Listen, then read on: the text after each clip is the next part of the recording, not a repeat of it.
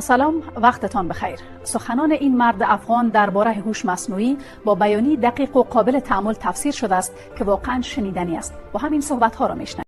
میخوام درباره هوش مصنوعی از این موتور تیر میشم خود دیدم گفتم همین بهترین موقع است که اگه پیام تیر میکنم به جوانا و یا دیگه اگه باشه یک جایی که مناسب باشه. هنوز خوب چقدر اول نام تبرم خروش چی خواندی خروش چالان است یعنی آها کبری روشن.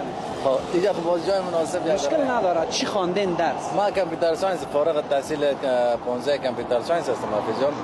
باز ما فعلا چند روز میشه که دمی هوش مصنوعی کمک تا مردم مخشوش ساخته، مردم کمک به تشویش ساخته. باز ما دربارش مطالعه کردم دیدم که هوش مصنوعی بسیار خطرناک است با واقعیتش. در 1951 به وجود آمده ای. اول که بود یک چی بگم ورژن اولش که بود ابتدایش انستراکت جی پی تی میگفتن ده که تنها انستراکشن هم میگرفت، اما هدایت را که میدادیش اما هدایت پس میگرفت. بعد از او باز ورژن یکش آمد، دویش آمد، سهش آمد، فعلا 4 و 5 آمده. خطرناک است. حتی اگه فکر کنیم یک مثال بدیم که فکر کنیم یک طفل 5 ساله است فعلا که به شکل بسیار اساس گپ میزنه و تمام از و دیگه مطالعه کردم گفتن که این از نیورال نتورک ساخته شده. نیورال نتورک به معنی از است که یعنی از رشته های عصبی انسان ساخته شده. یکی از مثلا لن وین من این نتورک های است مثلا سن و گپا کنه هم رشته های ما کس رو میفهمند.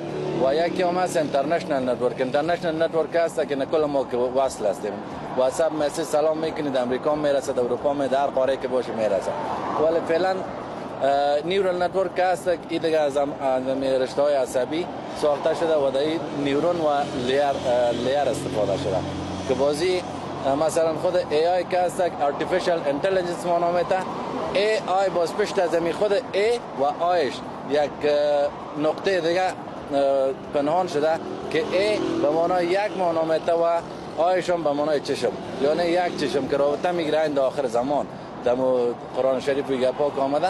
به این خاطر این روز به روز به شدت روان است. سر از این کار بدون از این دو پروژه کلان دیگر هم است که هنوز نگفتن همین کسایی که سرش کار به این پروژه کار میکنه هنوز به دنیا معرفی نکردن. این ای آی همین سیستم ای آی که است یعنی اگر دربارش مطالعه نکنه و جوانا با خبر نشن با واقعیتش که یک وقت خود رسید کل ما خادم خواهد. بسیار زیاد تشکر.